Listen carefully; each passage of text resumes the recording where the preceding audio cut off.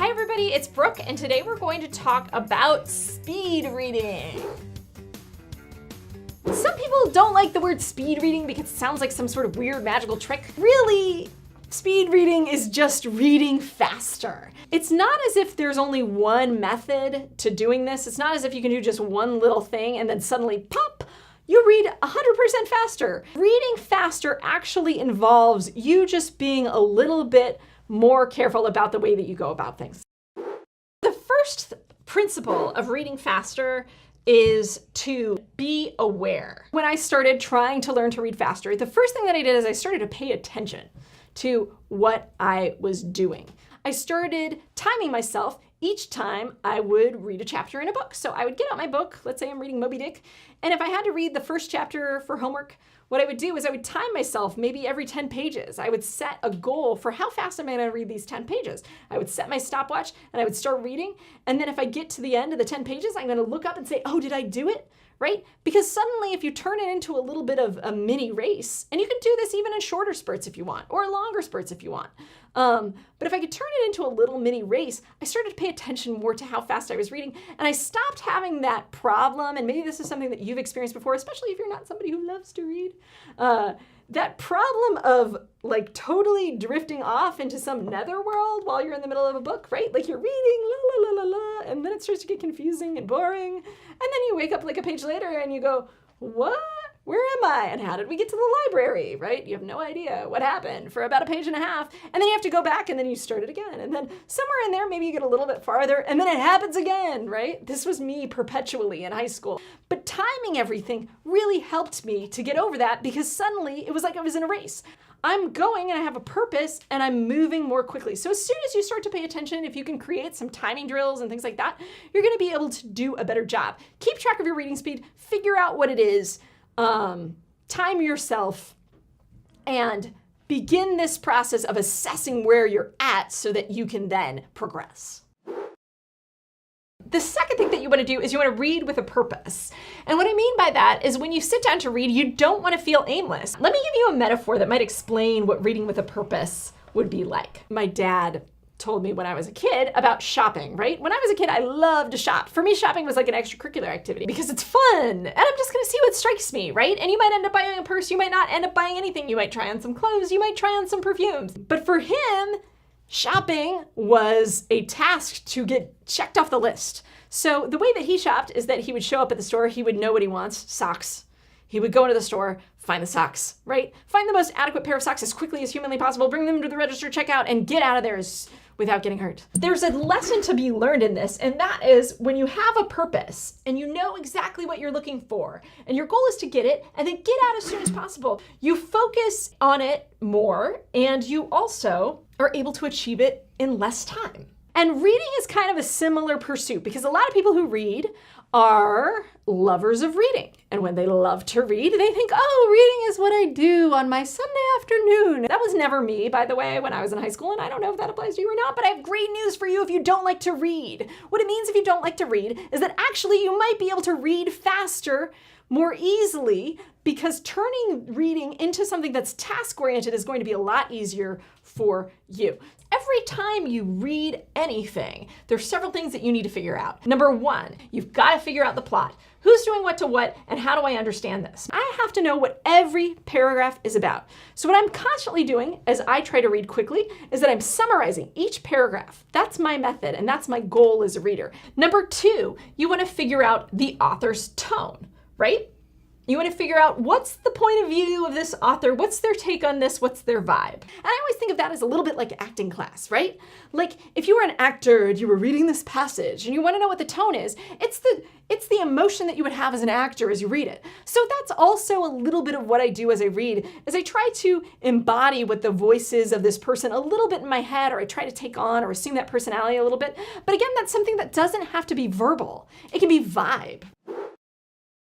Thing that I want to talk about is probably the number one thing that I hear come up whenever people talk about speed reading, right? And that's subvocalization. Subvocalization is essentially the idea that when you read something, your throat moves and you have this voice inside of your head that's basically reading the material along with you silently. When we go through the process of reading something on a page, we first have to use our eyes, right? We have to turn those words into actually a sound then, and then we turn the sound into a meaning. What if we could not hear the words aloud, but just look at them and know what they are? For example, if I wanted to call somebody that I knew, and I saw my phone sitting on the table, all I have to do is look over at my phone and grab it. I don't even have to think of the word phone, right? Oh, I need to call mom. I never thought the word phone. Same thing with these words. If you can see that word and know what it means and not have to hear the word, that's the secret to subvocalization. Look at the word like didgeridoo, and you could try to imagine like a funny instrument. But if you look at the word didgeridoo and you can think, I don't have to say that whole word out, and I can know, oh, that's that big long instrument, and I don't have to hear it. Now, here's the thing about stopping your subvocalization. You've just gotta keep trying and keep trying and keep trying until it clicks a little bit. And it's not easy, and it's kind of a weird thing to pull off, but it is possible. I know because I do it. But it took me a while, and it took me getting into college and knowing that I just had to practice it over and over and over again until I could get a hold of it. That's the nature of stopping your subvocalization. And my best advice for you in terms of how to practice it and how I practiced it when I first actually learned it, what you do is you get out your sentence, like our didgeridoo sentence, and you look at a chunk of words, right? And then you look away. And then you try to look back at them and think about their meaning without actually hearing them aloud. If you can look at it and know what it is and have that meaning embedded in your brain without the language element, you can read a lot faster.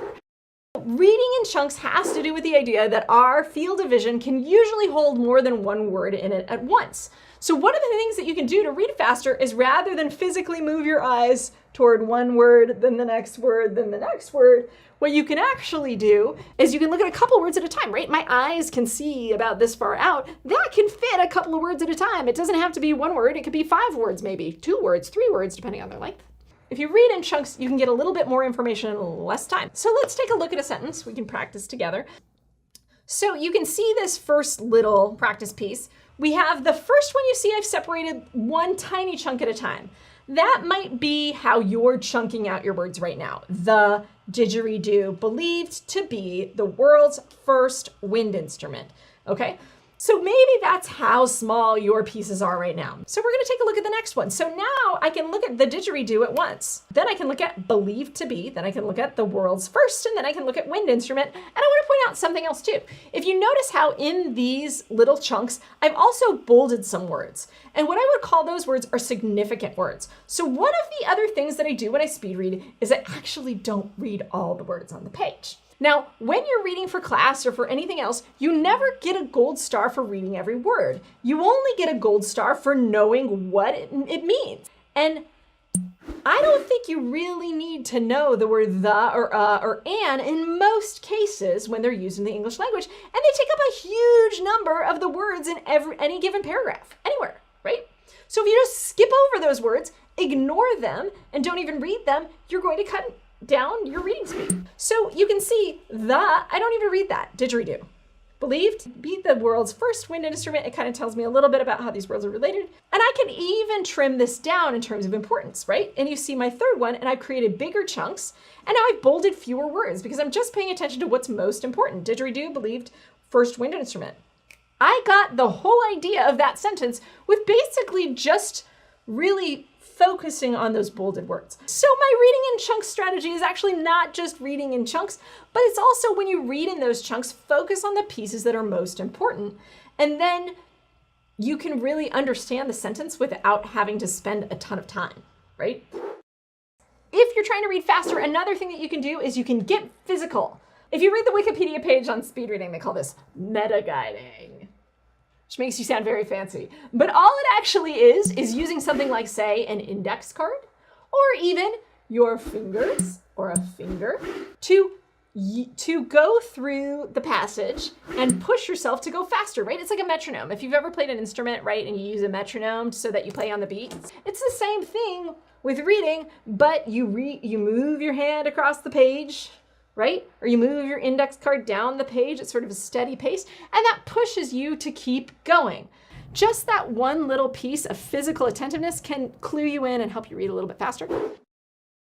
Last thing that I want to tell you in terms of getting better at reading faster, and this is the number one thing that you need, practice. The great news about practicing is that you have an opportunity almost every day of your life to read something. The only way to become a better speed reader is to build that brain muscle and to work on each of these techniques or whatever other techniques you find that help you cut down that time of processing written information. Try to avoid subvocalizing.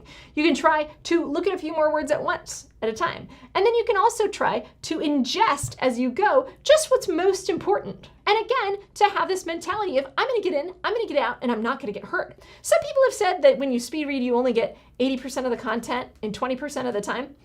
And that's their principle, that you can't read perfectly and always speed read. And I agree that when you start to incorporate some of these techniques, you might drop something here or there.